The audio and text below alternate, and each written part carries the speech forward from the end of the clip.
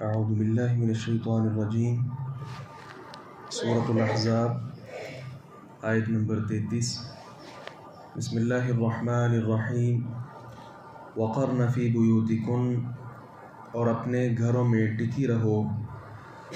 ولا تبرجن تبرج الجاہلیۃ الاولی، اور پہلی جاہلیت کے زینت ظاہر کرنے کی طرح زینت ظاہر نہ کرو۔ وَأَقِمْنَ الصَّلَاةَ، اور نماز قائم کرو۔ وَآتِينَ الزَّكَاةَ، اور زکوٰۃ دو۔ وَأَطِعْنَ اللَّهَ وَرَسُولَهُ، اور اللہ اور اس کے رسول کا حکم مانو۔ إِنَّمَا يُرِيدُ اللَّهُ، اللہ تو یہی چاہتا ہے، لِيُذْهِبَ عَنْكُمُ الرِّجْسَ، تاکہ تم سے گندگی دور کرے، اہل البیت، اے گھر والو، وَيُطَهِّرَكُمْ تَطْهِيرًا، اور وہ تمہیں پاک کر دے، خوب پاک کرنا۔ امہات المؤمنین کے بارے میں اللہ رب العزت نے یہ اور حکم دیا کہ اپنے گھروں میں ٹکی رہو، بلا ضرورت باہر نکلنا۔ امہات المؤمنین ان کو بھی روکا گیا، اور یہ حکم عام ہے، دیگر خواتین کو بھی شامل ہے۔ جس طرح کہ رسول اللہ صلی اللہ علیہ وسلم نے فرمایا، المرأة عورہ، عورت پردے کی چیز ہے۔ وَإِنَّهَا إِذَا خَرَجَتْ، جب یہ عورت گھر سے باہر نکلتی ہے، اسْتَشْرَفَهَا الشَّیطان، تو شیطان اسے گردن اٹھا کر دیکھتا ہے۔ وَإِنَّهَا لَا تَكُونُ أَقْرَبَ إِلَى اللَّهِ مِنْهَا فِي قَعْرِ بَيْتِهَا، اور وہ اللہ کے اس سے زیادہ کبھی قریب نہیں ہوتی جس قدر وہ اپنے گھر کے اندر رہ کر قریب ہوتی ہے۔ تو عام حالات میں، یعنی گویا یہ امہات المؤمنین کے علاوہ عام خواتین کو بھی حکم شامل ہے کہ بلا کسی ضرورت وہ گھر سے نہ نکلیں، گھر کے اندر ہی رہیں، یہ ان کے لیے زیادہ بہتر ہے۔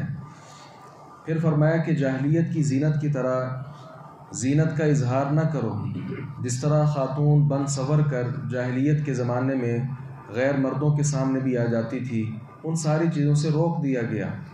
عمر ابن خطاب رضی اللہ عنہ ایک بار باہر تھے کہ امی جان سودا رضی اللہ عنہ نکلی، اتنے میں عمر ابن خطاب رضی اللہ عنہ نے پہچان لیا اور کہنے لگے، سودا، آپ ہم پر مخفی نہیں رہتی ہو، ہمیں معلوم ہو جاتا ہے کہ آپ کون ہو۔ اس سے عمر ابن خطاب کا مقصود یہ تھا کہ کاش کہ امہات المؤمنین کو بالخصوص یہ حکم دے دیا جائے کہ یہ گھر سے نکل ہی نہ پائیں۔ اس کے متعلق وہ فوراً واپس آئیں اور نبی مکرم صلی اللہ علیہ وسلم سے آ کر تذکرہ کیا۔ آپ صلی اللہ علیہ وسلم اس وقت کھانا کھا رہے تھے، خاموش رہے۔ امی جان عائشہ رضی اللہ عنہ بیان فرماتی ہیں، آپ صلی اللہ علیہ وسلم پر وحی اتری، پھر آپ نے فرمایا، اِنَّهُ قَدْ أُذِنَ لَكُمْ أَن تَخْرُجْنَ لِحَاجَتِكُنَّ، ضرورت کے تحت نکلنے سے تمہیں اجازت دی گئی ہے۔ تو خاص ضرورت کے تحت خواتین کو باہر نکلنے کی اجازت دی گئی۔ اس کے ساتھ ہی حکم دیا، اقمنا الصلاۃ، نماز قائم کی جائے۔ تو ازواج مطہرات کے لیے جتنی عار بننے والی چیزیں تھیں، ان سے اللہ رب العزت نے اجتناب کا حکم دیا، اور ساتھ ہی فرائض کی ادائیگی کا حکم دیا۔ تو چنانچہ بدنی جتنی عبادتیں ہیں، اس میں سب سے پہلا درجہ افضل عبادت وہ نماز ہے، اس کا حکم دیا۔ پھر اسی طرح فرمایا کہ وَآتِينَ الزَّكَاةَ، زکوٰۃ ادا کرو۔ اب ایک طرف سوال یہ ہے کہ پیچھے ہم پڑھ کے آئے ہیں کہ ازواج مطہرات تو مال مانگا، نبی علیہ السلام نے دیا نہیں، اور ناراضگی کا اظہار بھی کیا اور پھر نصیحت بھی کی، تو یہاں زکوٰۃ کا حکم کیوں دیا گیا؟ اس کا جواب یہ ہے کہ خیبر کی فتح کے بعد جو تنگی تھی وہ دور ہو گئی، اور جس طرح کہ صحابہ کرام بیان کرتے ہیں کہ ہر ازواج مطہرات میں سے ہر ایک کو سالانہ 12,000 درہم یہ وظیفہ دیا جاتا تھا۔ تو عام الفاظ میں سمجھیے کہ یہ تقریباً 4.5 کلو سونا بنتا ہے۔ تو اتنا مال دولت ایک کو ملتا تھا۔ تو ساتھ ہی نصیحت کی جا رہی ہے کہ آپ صلی اللہ علیہ وسلم کے بعد بھی ان چیزوں کا آپ خیال رکھیں، اور اسی چیز کا خیال رکھا امہات المؤمنین نے۔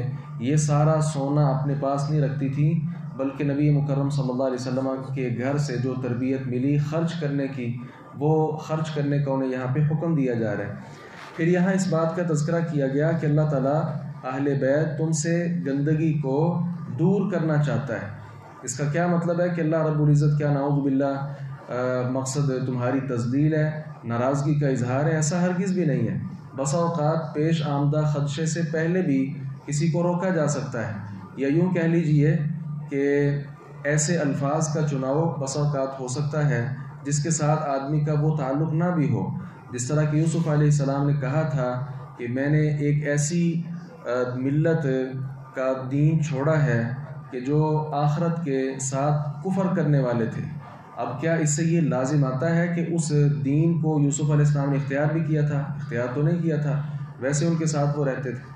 پھر یہاں جو اہل البیت کہا گیا ہے تو اہل بیت سے مراد کون ہے؟ اہل بیت سے مراد سب سے پہلے نبی مکرم صلی اللہ علیہ وسلم کا گھرانہ ہے اور آپ کی ازواج مطہرات شامل ہیں۔ پیچھے بھی تذکرہ ہم پڑھ رہے تھے اہل بیت کا، آپ کی ازواج مطہرات کا۔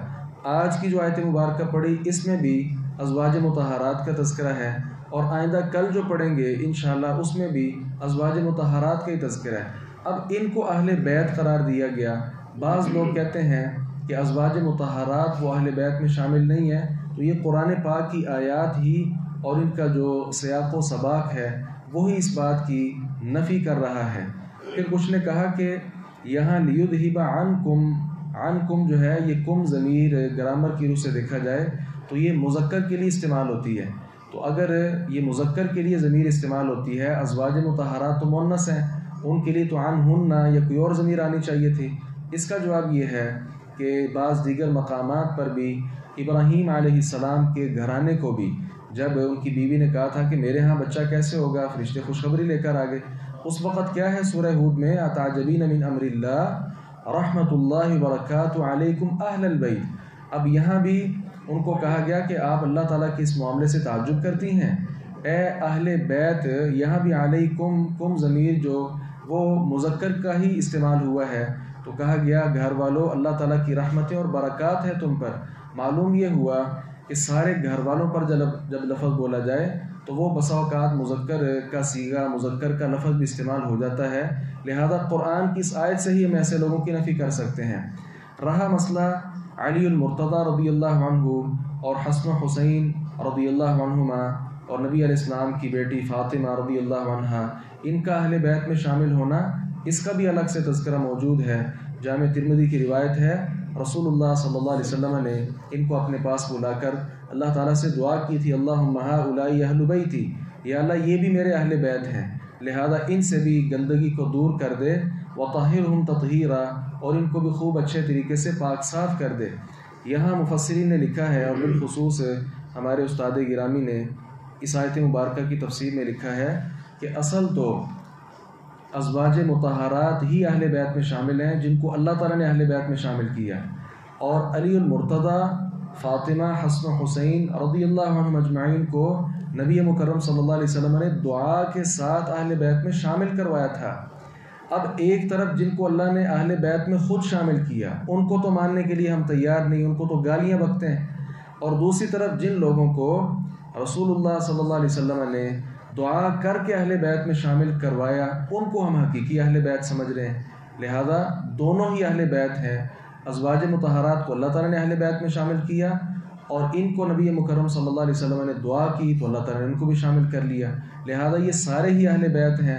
ان کی آپس کی دشمنیاں تلاش کرنا یہ اپنے ایمان کو یقینی طور پر خطرے میں ڈالنے کے مترادف ہے۔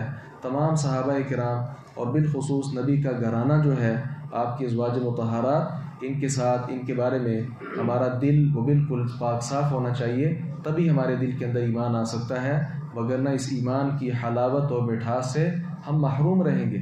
اللہ تعالیٰ سے دعا ہے باری تعالیٰ حق بات کو سمجھنے اور اس پر عمل پیرا ہونے کی توفیق عطا فرمائے۔